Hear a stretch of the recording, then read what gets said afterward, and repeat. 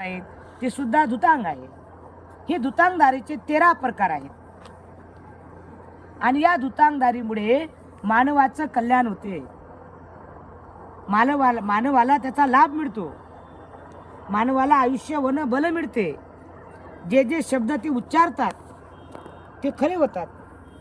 कारण ही जादू नाही, हा टोना नाही, हे कर्मकांड नाही, तर भगवान बुद्धाच्या धम्माची जादू आहे।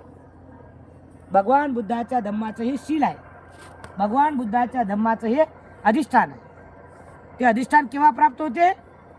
जेव्हा तुम्ही शीलाचं पालन कराल, जेव्हा तुम्ही शीलाचं आचरण कराल, जेव्हा तुम्ही भगवान बुद्धाच्या धम्माच्या नियमाप्रमाणे जगाल, तेव्हा तुम्ही सुद्धा धुतांकाचं पालन करू शकता। तुम्ही सुद्धा सत्य व्यक्ती बनू शकता।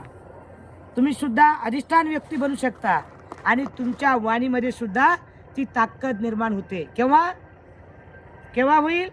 जेव्हा तुम्ही शीलाचं पालन कराल तेव्हा।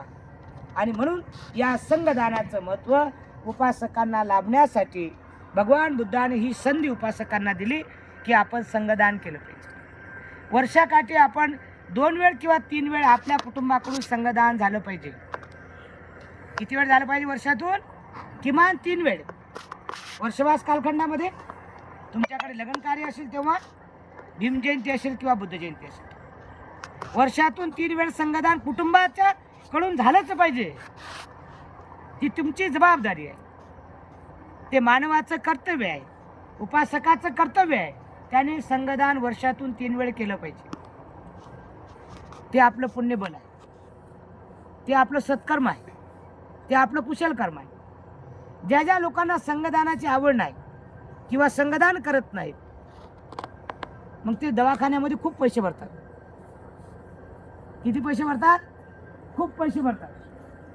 म्हणजे भगवान बाबासाहेबांच्या धम्मचळवळीला तुम्ही चालवत नाही, बाबासाहेबांच्या धम्मचळवळीला वाढवत नाही तुम्ही। कारण एक भिक्खू मरण पावला तर त्याच्या जागेवर दुसरा भिक्खू होतो का? मला सांगा। एखादा बौद्ध भिक्खू, विद्वान बौद्ध भिक्खू मरण पावला, त्याच्या जागेवर दुसरा भिक्खू होतो का? परंतु एखादा मंत्री मेला तर दुसऱ्या दिवशी लगेच बैठक होते की नाही? तिसऱ्या दिवशी मंत्री ठरवले जाते की नाही? मग मला तुम्ही सांगा, एक बौद्ध भिक्खू जर गेला तर समाजाची मोठी हानी होते, बरोबर आहे ना? दुसरा भिक्खू तयार होत नाही। भिक्खू मशनीमध्ये तयार होत नाही, तर भिक्खू आई वडिलांच्या कुशीत तयार होतात, समाजाची बाजू सांभाळतात, बाबासाहेबांची धम्म चळवळ सांभाळतात। आणि म्हणून त्या भिक्खूंना आपण संघदानात वाढवलं पाहिजे। वर्षातून 2 वेळ 3 वेळ आपल्याकडे भिक्खू भोजनाला आले पाहिजेत। भिक्खूंच्या सुखादुःखात आपण सहभागी झालं पाहिजे। भिक्खू आणि भिक्खुनीला आपला मुलगा किंवा मुलगी मानली पाहिजे आणि त्यांच्यावरती मोठी संघाची जबाबदारी असते। आणि म्हणून आपण सर्वांनी संघदान आयुष्यात केलं पाहिजे। संघदानामुळे कुठला लाभ होईल हे उद्याच्या प्रवचनात मी तुम्हाला सांगेन। तर आज भरपूर वेळ झाला। आपल्या सर्वांना मंगल कामना देतो, शुभ कामना देतो आणि आशीर्वाद गाठ्याने थांबण्याचा प्रयत्न करतो।